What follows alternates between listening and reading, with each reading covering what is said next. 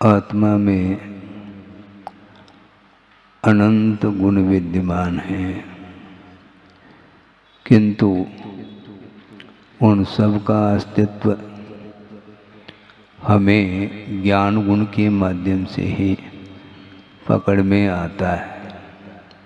वो सारे सारे ज्ञान गुण को छोड़ करके जितने भी गुण हैं, उन गुणों में कोई भी विकल्प नहीं होते, और सबसे ज़्यादा क्या कि केवल ज्ञान गुण ही ऐसा गुण है जिसमें विकल्प हमेशा उत्पन्न होते रहते हैं। और वस्तु का स्वरूप आगम ग्रंथों से ज्ञात होता है। ये सामान्य विशेषात्मकम वस्तु का स्वरूप क्या है? उसमें सामान्य भी है और विशेष भी है। इस प्रकार उभयात्मक वह वस्तु है जो कि वह प्रमाण का विषय बनता है, और प्रमाण के माध्यम से ही वस्तु तत्व का स्वरूप ज्ञात हो जाता है, किंतु जानने से ज्ञात होता है, अपने आप नहीं। उपयोग यदि आपका स्वरूप की ओर जाता है तो स्वरूप का ज्ञान होता है, और स्वरूप की ओर आपका उपयोग न जा करके जो वस्तु में अनेक प्रकार की विकृतियां हैं, उस ओर यदि आपका उपयोग जाता है तो आपका उपयोग भी विकृत हो जाता है। क्योंकि जीव और पुद्गल ये दो ही ऐसे तत्व हैं जिनमें स्वभाव से हट करके विभाव रूप में परिणमन करने की क्षमता रहती है। ये जितने भी पर्याय हैं जो सामने आप लोग बैठे हैं, आप जीव हैं मैं मानता हूँ, किंतु जीव के दो भेद किए हैं, संसारिणो मुक्ताश्च, संसारी और मुक्त के रूप में जीव के दो भेद हो जाते हैं।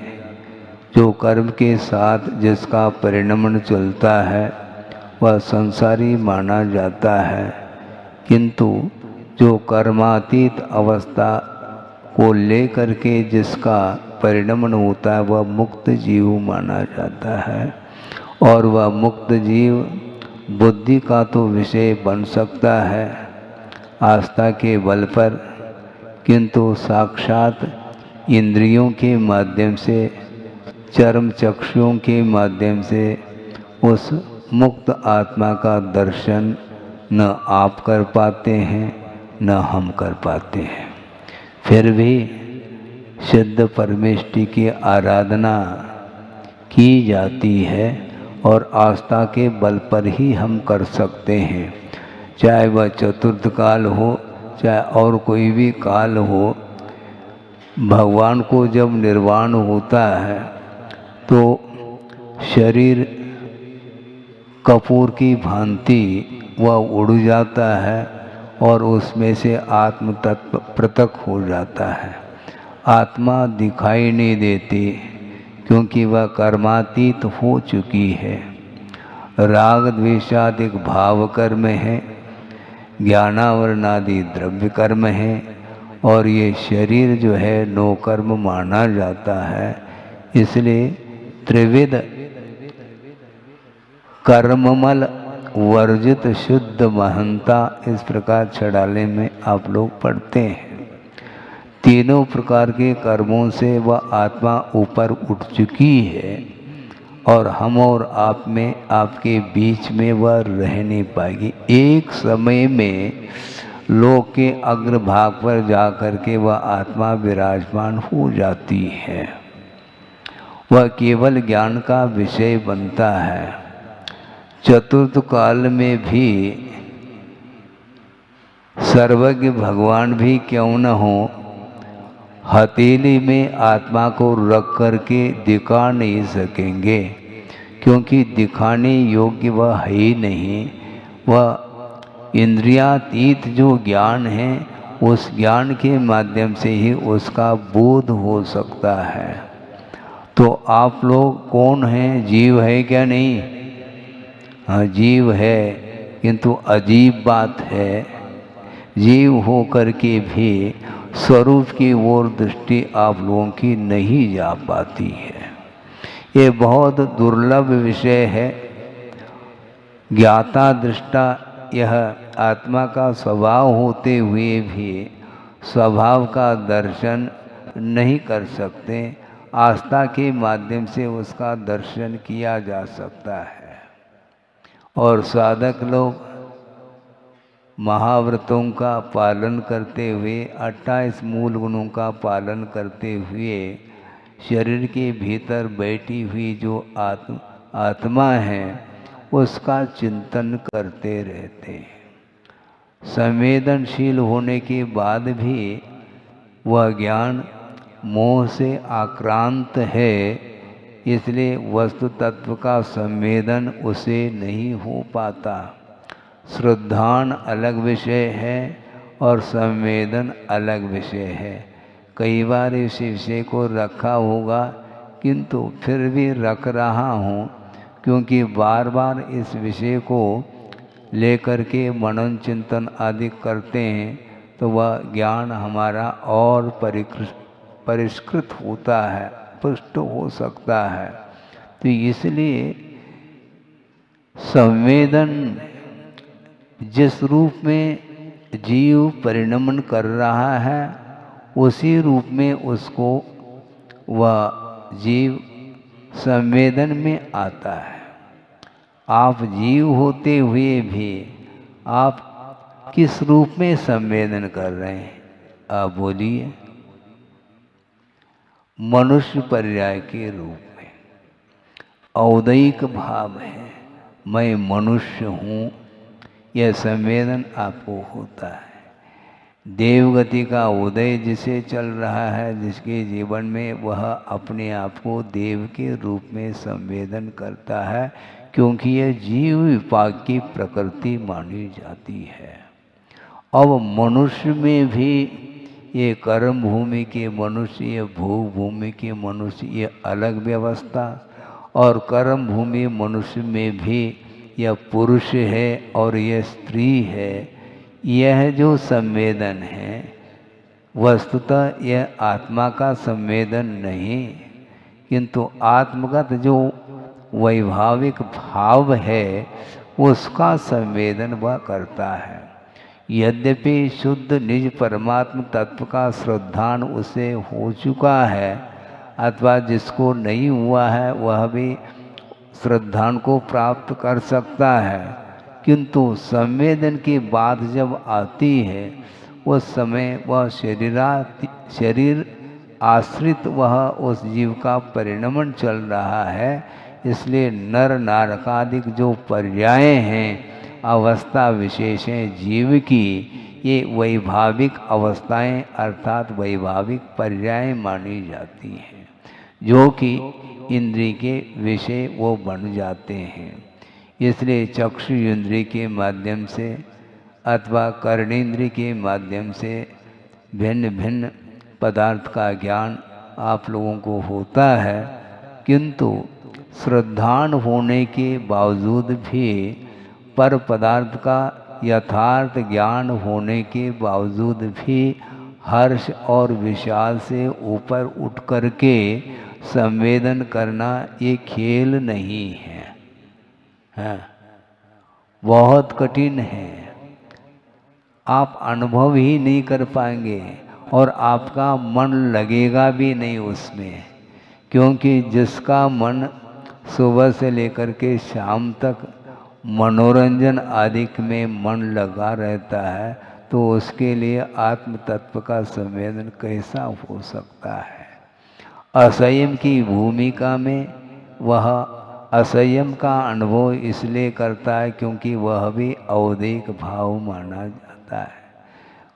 कषाय के उदय में ये असंयम भाव आता है, क्योंकि कषाय में कुछ कषायें ऐसी होती हैं जो कि संयम का पूर्णतः व घात करती हैं, जिसको सर्वघाती बोलते हैं।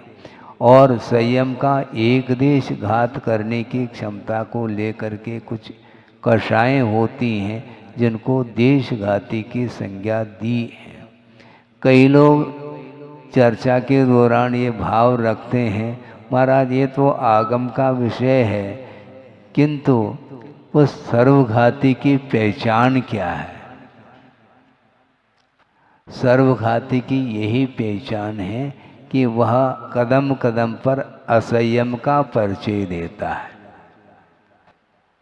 संयम रखो तो रख नहीं पाता हो, क्योंकि उसके पास ब्रेक है ही नहीं। बताने के बाद भी वह कर क्या सकता है, क्योंकि उसकी भूमिका में सर्वघाती प्रकृति का उदय चल रहा है, इसलिए संयम नहीं आ सकता। इसके बाद भी संयम की ओर अग्रसर हो, सम्यक दर्शन की ओर उसका उपयोग जाएं, इस उद्देश्य को लेकर के आगम के आधार से चर्चाएं की जाती हैं और कर भी रहे हैं हम। दिन भर में कम से कम आध पौन घंटा तो सुना दें, फिर बाकी समय जो भी है वो आप लोग क्या करते हैं पूछने की आवश्यकता नहीं है, क्योंकि कर्म का निरंतर उदय चलता है और उससे वह उसका मन, उसका उपयोग प्रभावित रहता है। इसलिए पर में ही उसका उपयोग हमेशा बना रहता है। ये बात अलग है कि पुरुषार्थ करके कुछ समय के लिए सम्यक दर्शन होने के कारण देव गुरु शास्त्र के प्रति आराधना का भाव भी जागृत होता है और होना चाहिए। हमेशा तो आराधना संभव नहीं, किंतु जितने काल के लिए आप आराधना उपासना करना चाहो तो कम से कम उतने काल के लिए तो प्योर करना चाहिए। ये भारी समस्या है। धार्मिक कार्य आप लोग कर रहे हैं, करें, किंतु उसमें उन धार्मिक कार्यों में विवेक और रखना चाहिए। धार्मिक क्रियाओं को करते हुए भी मन में यदि निर्मलता नहीं आती है तो वह मन बाहर ही दौड़ता रहता है, क्रियाएं होती रहती हैं।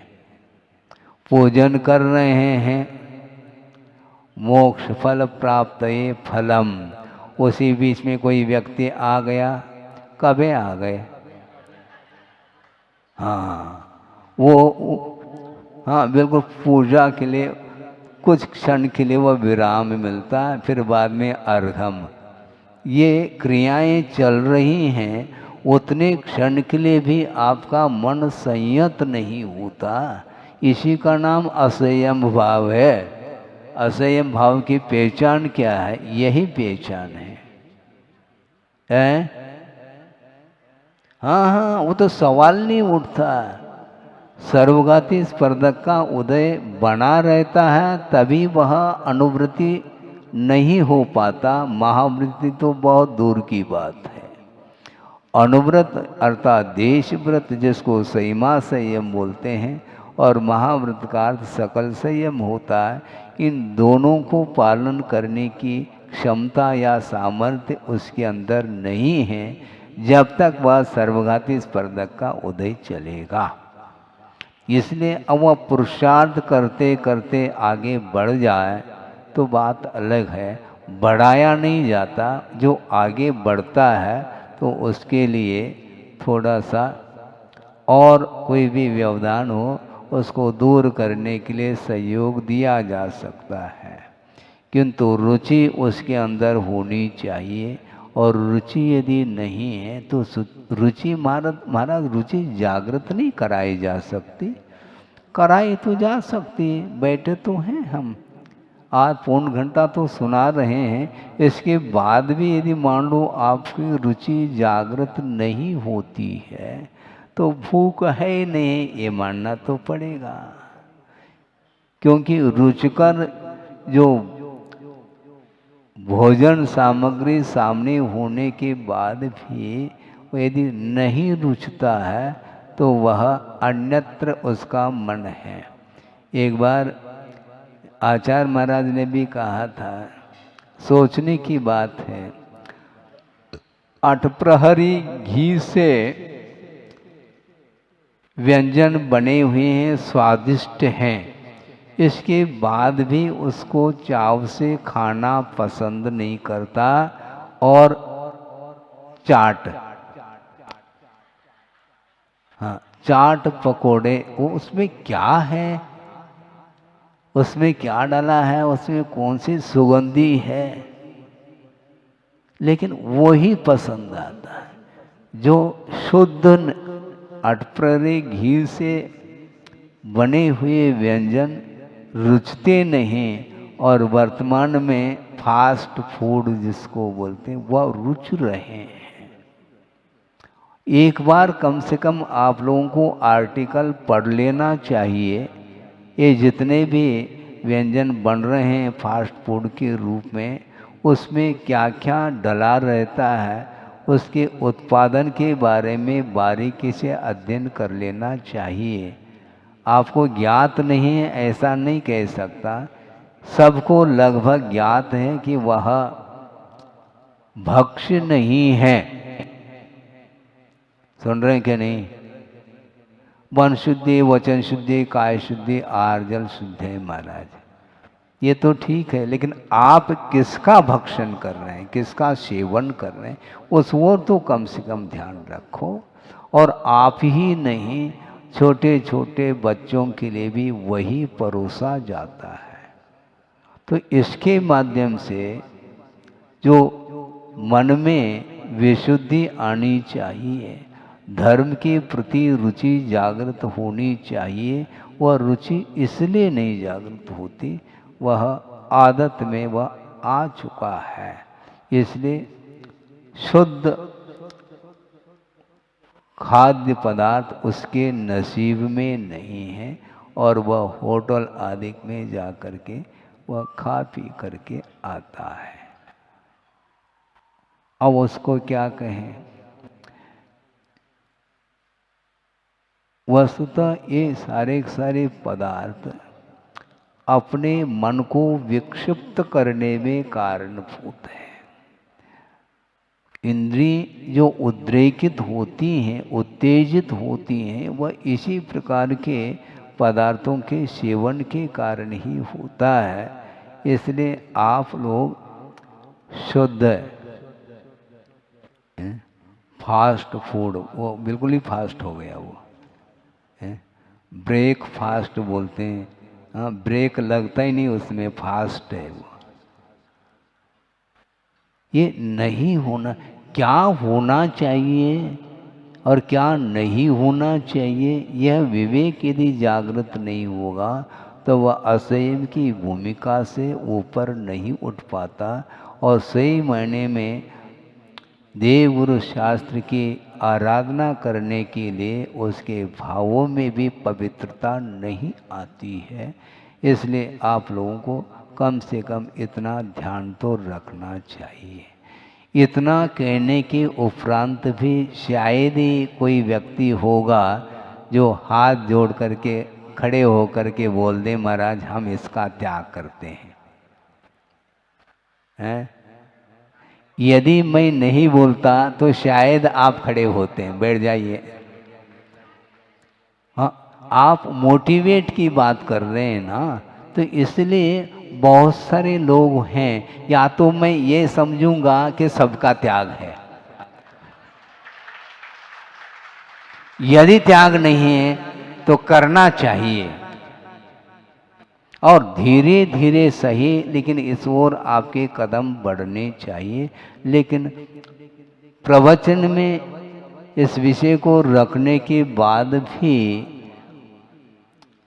मन नहीं मानता तो उसके लिए ये देशना लागू होगी क्या?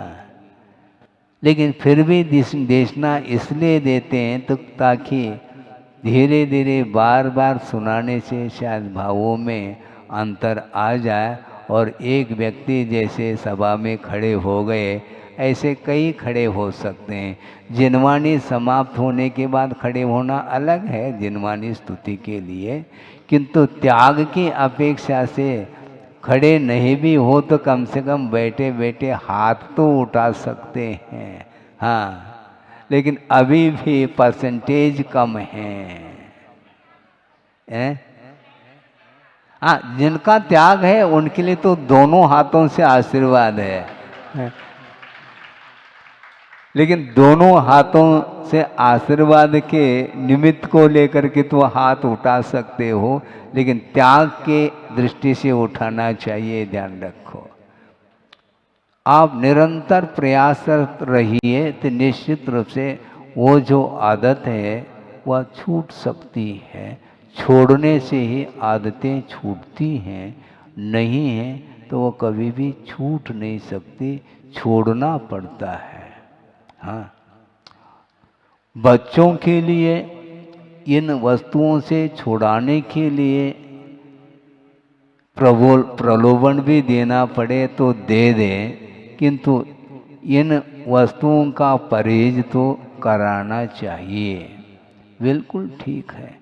इसलिए उपयोग बार बार हमारा अस्थिर हो जाता है, क्योंकि असंयम की भूमिका में जी रहे हैं।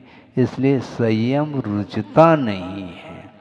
सम्यक दर्शन यह आस्था का विषय है, किंतु शुरुआत में हमने बात कही थी कि श्रद्धान और संवेदन में जमीन आसमान का अंतर है। क्या अंतर है महाराज? संवेदन जो होता है वह जिस रूप में आपका वस्तु परिणत होगा उसी रूप में आप अनुभव करेंगे। असंयम के रूप में आपका जीवन चल रहा है, इसलिए असंयम का ही अनुभव आपको होगा। और आस्था संयम के प्रति हो सकती है, इसलिए वह श्रद्धान का विषय बनता है। किंतु श्रद्धान का विषय बनना भी बहुत दुर्लभ है, और जिसके जीवन में वह श्रद्धान जागृत होता है तो वह अपने जीवन में सच्चे देवगुरु शास्त्र के प्रति आस्था होने के फलस्वरूप धीरे धीरे धीरे अपने जीवन को भी वह संयम में ढालने का पुरुषार्थ कर सकता है और करता है, करना चाहिए। अपने परिवार में जो छोटे छोटे बच्चे होते हैं वो तो नादान हैं, और आप महाराज हम बालक थोड़ी, हम तो पालक हैं, पालन कराते हैं, पालन करते हैं परिवार का, इसलिए पालक हैं। लेकिन आप स्वयं यदि पालन नहीं करेंगे तो पालक कहलाएंगे, केवल पालक की सब्जी होती है। अब क्या कहेंगे? वो नादान हैं बच्चे, उनको आप संस्कारित करिएगा। जिनवाणी आपके पास है, और जिनवाणी में जो भी विषय आया है उसको समझने की भी क्षमता आपके अंदर आई है। इसलिए आपका परम कर्तव्य होता है, दायित्व होता है कि जिस प्रकार अपना जीवन व्यतीत हो रहा है, इससे भी अच्छे ढंग से जो बच्चों का जीवन भी विकसित हो और सही मार्ग पर वो लग जाए, इस प्रकार आपको प्रयास प्रयत्न करना चाहिए। करना चाहिए इतना तो कहा जा सकता है। आपके घर में जा कर के थोड़ी झांक करके देख सकते हैं। एक बार बड़े मुश्किल से घर आ जाते हैं, लेकिन अलग उद्देश्य को लेकर के आते हैं, वहाँ पर बैठने का सवाल ही नहीं। तो इसलिए जिसके अंदर रुचि जागृत होती है या हो रही है, तो निरंतर उन परिणामों को बनाए रखने के लिए अपने को अपनी शक्ति के अनुरूप वो जीवन में वह संयम का एक भाव जागृत करना चाहिए, और उसके माध्यम से ही आत्मा का विकास होता है। लेकिन यह पाश्चात्य संस्कृति चारों ओर देखने को मिल रही है कैसा तीव्र पाप कर्म का उदय है कि मनुष्य जीवन मिलने के बाद भी, देव गुरु शास्त्र का समागम मिलने के बाद भी उस ओर ध्यान नहीं जाता, विषय छूटते नहीं। इसलिए शुद्ध खाओ, खाने के लिए भी उपदेश देना पड़ रहा है। अब सोचो, विचार करो, खाना पीना ये छूटेगा नहीं, किंतु क्या खाना क्या पीना, इस विषय में यदि आपको आपका ज्ञान काम कर रहा है तो निश्चित रूप से भक्षा-भक्ष का विवेक आपके अंदर आ सकता है और उसके माध्यम से ही संयम की ओर आपके कदम बढ़ सकते हैं। वह छोटा बच्चा नादान है, उनको सिखाने वाला कौन है?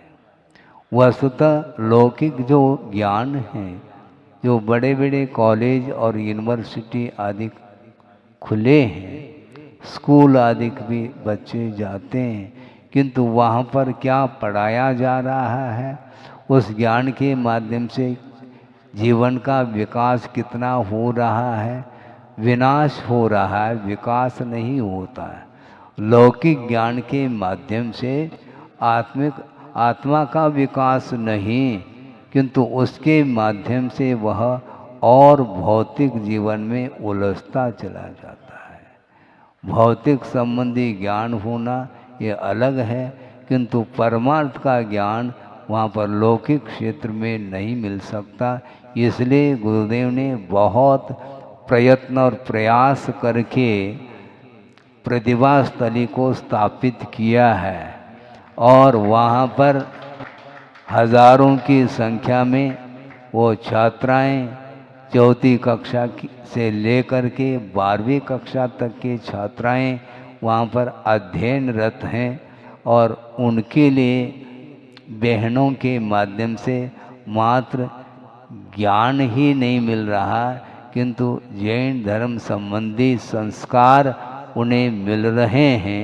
वह स्वयं गुरुदेव से संस्कारित हुए हैं और आजीवन ब्रह्मचर्य व्रत लेकर के यहाँ तक कि बहुसंख्यक वो बहनें प्रतिमाओं को भी अंगीकार करते हुए, दो प्रतिमाओं का पालन करते हुए उन बच्चों के लिए संस्कार दे रहे हैं। इसलिए वहाँ पर जा कर के आप लोग एक आध बार देख लें तो निश्चित रूप से अपने बच्चों को भी वहाँ पर भेजने का भाव जागृत हो सकता है। बाहर जा कर के देखोगे तो कोई भी संयम नहीं है, कोई पाबंदी नहीं, कोई मर्यादा नहीं है। मर्यादा तोड़ करके वह छात्र वह अध्ययन कर रहा है। उस अध्ययन से, उस ज्ञानार्जन से आत्मा के लिए कोई भी लाभ नहीं मिलता, बल्कि जीवन का पतन और हो जाता है। इसलिए जीवन का उत्थान जो होता है वह ज्ञान के द्वारा होता है, सम्यक ज्ञान के द्वारा, और जो जीवन का पतन होता है वह भी ज्ञान के द्वारा, किंतु विषयजन्य जो ज्ञान है उसके माध्यम से उसका पतन होता है। वस्तुतः सम्यक ज्ञान जो प्राप्त हुआ है वह एक क्षण में नष्ट हो सकता है।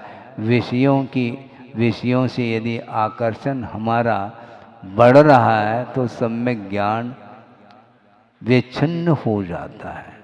इसलिए कुंद कुंद जैसे आचार्यों ने अपने कृतियों में स्पष्ट शब्दों में उल्लेख किया है कि ज्ञान किससे नष्ट होता है, तो कहा विषयानानम विनाशन्ति।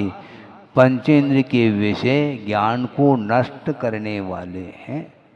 इसलिए पंचेंद्र के विषयों का आलंबन हमें हमेशा नहीं लेना चाहिए, किंतु सम्यक ज्ञान को प्राप्त करने के लिए अपने जीवन को जो व्यक्ति मर्यादित बनाता है तो उसका विकास हो सकता है। और वह लौकिक ज्ञान के माध्यम से यदि विषयों से परहेज नहीं रखता है तो निश्चित रूप से उसका पतन अनिवार्य है। तो इसलिए ज्ञान होने के बाद भी वह परमार्थ के उपलब्धि के लिए वह कारण नहीं बन रहा, प्रत्युत वही ज्ञान और विनाश के लिए कारण बन रहा है। ये दोनों ज्ञान के द्वारा कैसा हो रहा है महाराज? इसके लिए गुरुदेव ने एक दोहा लिखा है और वो आपके सामने रख रहा हूँ कि ज्ञान दुख का मूल है। सुन रहे हैं क्या? नहीं, 10-15 मिनट शेष है। ज्ञान दुख का मूल है और ज्ञान ही भव का कूल। दोनों बातें हो गई महाराज। हाँ बिल्कुल, आगे और पंक्ति बढ़ रहा हूँ ना, जल्दी क्यों कर रहे हैं? ज्ञान दुख का मूल है, ज्ञान ही भव का कूल, राग सहित प्रतिकूल है, राग रहित अनुकूल। हाँ, जो राग सहित ज्ञान है वही पतन के लिए कारण है, वह अमर्यादित ज्ञान माना जाता है। उसके माध्यम से वह संसार को और बढ़ाता चला जाता है, और संसार को घटाना चाहो तो राग रहित जो ज्ञान है, वीतराग विज्ञान जिसको बोलते हैं, उसके माध्यम से ही जीव का भला हो सकता है। भोला भाला भी जीव क्यों न हो, और वह यदि वीतरागता का सहारा लेता है तो उसका भला हुए बिना रह नहीं सकता। महाराज हमें कछु आत नहीं है, ठीक, हमें कुछ नहीं आता महाराज। ये कैसा ज्ञान है कि हमें कुछ नहीं आता? ये भी तो ज्ञान है। इतना तो ज्ञान रख रहे हो आप कि महाराज हमें कुछ नहीं आता, किस संबंधी? धर्म संबंधी कुछ नहीं आता, बाकी जो कुछ भी लेखा जोखा है वो सब वर्षों का आपको ख्याल में है, वो सब रिकॉर्ड आपके पास है। किससे कितना लेना, किसको कितना देना, कितना लॉस हुआ है, कितना प्रॉफिट हुआ है, ये सारा बारीकी से आप कब चिंतन मनन करते हैं? जब रात के 10-11 बजे यदि मान लो दुकान बंद करते हैं तो भीतर बैठ करके लाइट जला करके वह प्रतिदिन का हिसाब गिनता रहता है। हाँ, आज कितना मुनाफा हुआ और कितना नुकसान हुआ। एक पाई का भी यदि नुकसान होता है तो उसको पौष के महीने में भी पसीना आता है। हाँ, क्योंकि घाटा किसको पसंद है? मुनाफा मुनाफा मुनाफा। ये सारा ज्ञान आपके पास आया कहाँ से? हमने तो पढ़ाया नहीं आपको, और ना वह उस प्रकार का ज्ञान हमारे पास है। वर्तमान में जो भी गतिविधि उसके बारे में बिल्कुल एक एक बारीकी से आप मोबाइल आदि के माध्यम से भी ज्ञात कर लेते हैं, किंतु आगम का एक पृष्ठ शास्त्र का खोल करके कुछ पढ़ो तो महाराज ये हमसे नहीं बनता है। अच्छा, आपको हिंदी नहीं आती? हिंदी आती तो है महाराज, लेकिन धर्म समझ में नहीं आता, बाकी सब समझ में आता है। क्योंकि त्याग की बात समझ में नहीं आती। हाँ, ग्रहण की बात कहो, हम रात के 12 बजे भी उठ करके ग्रहण कर लेंगे, क्योंकि वो आदत है। इसलिए ये चारों संज्ञाओं से ग्रसित है पूरा का पूरा संसार। इसलिए ये आहार संज्ञा, भय संज्ञा, वासना और परिग्रह, इसके इन संज्ञा रूपी ज्वर से वह आक्रांत है प्रत्येक संसारी प्राणी। इसलिए इन संज्ञाओं से ऊपर उठना चाहो, परिग्रह से ऊपर उठना चाहो तो अपने जीवन को मर्यादित बनाने का पुरुषार्थ करना चाहिए। उसके बिना कभी भी विशुद्धि नहीं बढ़ सकती। कई लोग कहते हैं महाराज विशुद्धि नहीं बढ़ पा रही इन दिनों। अच्छा, कभी बढ़ी है क्या? नहीं, कभी कभार बढ़ जाती है, बहुत जल्दी वह ज़्यादा देर के लिए वह विशुद्धि रुकती नहीं। इसलिए तो हमारा जब हम आपके पास आते हैं चार्जिंग करने के लिए, और चार्जिंग होने के उपरांत डिस्चार्ज बहुत जल्दी हो जाता है। एक अंतर्मुहूर्त नहीं होता, सब भूल जाता है और पुराना जो कुछ भी इतिहास अपने जीवन संबंधी उसको याद रखता है और वह व्यवहार करता हुआ अपना जीवन व्यतीत करता है। इसलिए अर्थ के प्रति ज़्यादा रुचि नहीं होनी चाहिए। जितना आवश्यक है उसका आलम्बन लेकर के परमार्थ की ओर भी दृष्टि रखनी चाहिए। और परमार्थ की ओर दृष्टि रखने के लिए आस्था की आंखें आवश्यक है। और श्रद्धान होने के बाद भी वह अनुभव किसका कर रहा है? जिस रूप में परिणम्य होता उसी का अनुभव होता है। महाराज फिर वो आस्था के साथ कुछ आनंद नहीं आता क्या? वो आस्थागत ही आनंद है, आस्थागत ही वह सुख है जो कि सुख की पराकाष्ठा के लिए वह कारण बनता है। काष्ठागत सुख विद्या विभवम विमलम भजन्ते दर्शन शरणा। जो सम्यक दर्शन के शरण में आया है तो उसके लिए कौन सा सुख? इंद्रियातीत सुख मिलता है।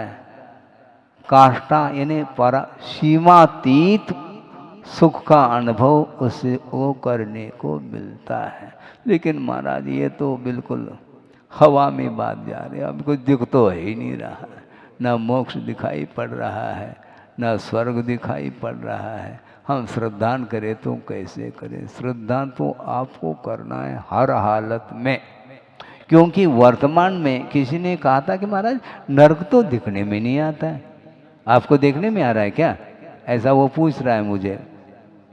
तो देखने में तो नहीं आ रहा है, लेकिन जो नरक की तैयारी है वह देखने में आता है। बिल्कुल बहुआरंभ परिग्रत्वम नारकस्या युषः, ये सूत्र अति आरंभ और अति परिग्रह के कारण वह नरकायु का बंद करता है। तो नरकाय का बंद करने वाला वो उम्मीदवार नारकी माना जाता है। दुख का अनुभव वह निरंतर कर रहा है और अति संक्लेश के कारण यदि सम्यक दर्शन आदि प्राप्त नहीं कर पाता है तो वह नरगति का पात्र बनता है। तो इसलिए यहीं से तो नरक के दरवाजे खुले हैं, गेट। और वह इस प्रकार धर्म को छोड़ करके वह अधर्म का सहारा लेकर के निरंतर वह पाप करता है तो निश्चित रूप से वह दुर्गति का पात्र बनता है। ये सारा विषय आगम में वर्णित है, चाहे आप संस्कृत से पढ़ो अथवा हिंदी से पढ़ो, वर्णन तो आपको ज्ञात हो सकता है। इसलिए आप लोगों को चाहिए इस विषम वातावरण में धार्मिक वातावरण को बनाए रखने के लिए आप लोगों को हमेशा पुरुषार्थ करना चाहिए और प्रत्येक जीव के कल्याण की भावना को लेकर के, परोपकार की भावना को लेकर के यदि आप जीवन व्यतीत करते हैं तो स्वयं का भी कल्याण निश्चित रूप से होगा और जिनके लिए आपने सहयोग दिया है उनका भी कल्याण हो सकता है। हो इस पवित्र भावना के साथ अहिंसा परमो धर्म की जय।